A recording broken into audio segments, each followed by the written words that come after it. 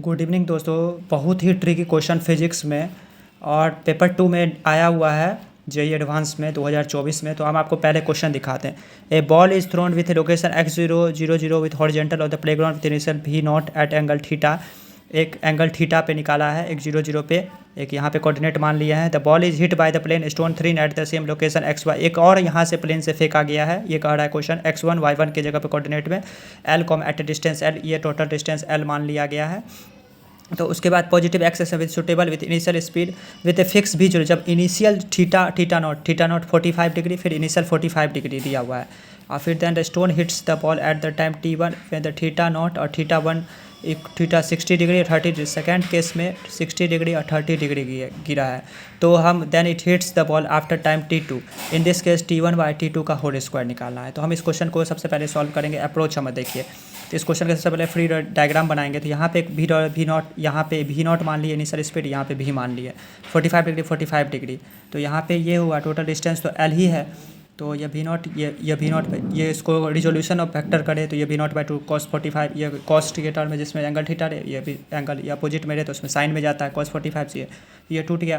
तो फिर हम विथ रिस्पेक्ट टू ए लेंगे। विथ रिस्पेक्ट टू जब ए लेंगे तो हम रिलेटिव मोशन लेंगे। तो नेट एक्सेलरेशन हमारा equal to a equal to 0 मानेंगे।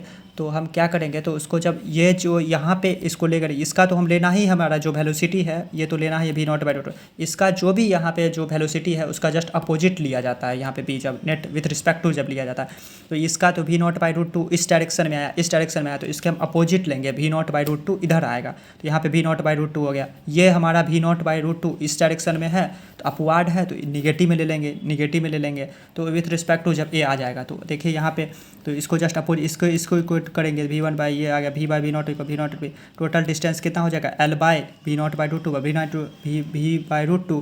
तो इसको यहाँ पे ये इसको इक्वल करेंगे तो ये हमारा ये केस आ जाएगा। तो आप देख सकते हैं कितना जल्दी हम सॉल्व कर सकते हैं, बस ज़रा सा समझना है। तो हम सेकेंड केस लेते हैं। सेकेंड केस ज़रा देखिए। तो सेकंड केस जब लेते हैं तो उसमें क्या बोला गया, 60 डिग्री और 30 डिग्री लिया गया। विथ सेम टू सेम उसी की तरह है, विथ रिस्पेक्ट टू ए लेंगे। तो वो जो वेक्टर है इसका देना ही है v बाई 2।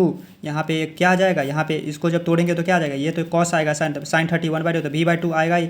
v बाई यहाँ पे कॉस आएगा √3 बाई 2 आना ही है। इसका जस्ट अपोजिट आएगा, ये आएगा cos 60 डिग्री, तो cos 60 v बाई 2, तो ये जो इस डायरेक्शन में आया है तो इसको हम अपोजिट लेना है। तो v बाई v बाई 2 आ गया। इसके अपवार्ड आया तो ये साइन का टर्म में आया तो ये उसको अपोजिट में लेना है, तो ये √3 बाई।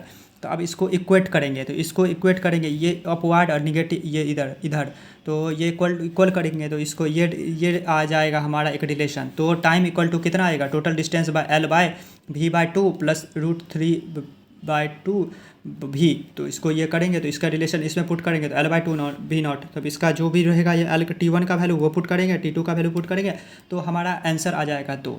तो आप इस तरह सॉल्व कर सकते हैं। जय हिंद, जय भारत।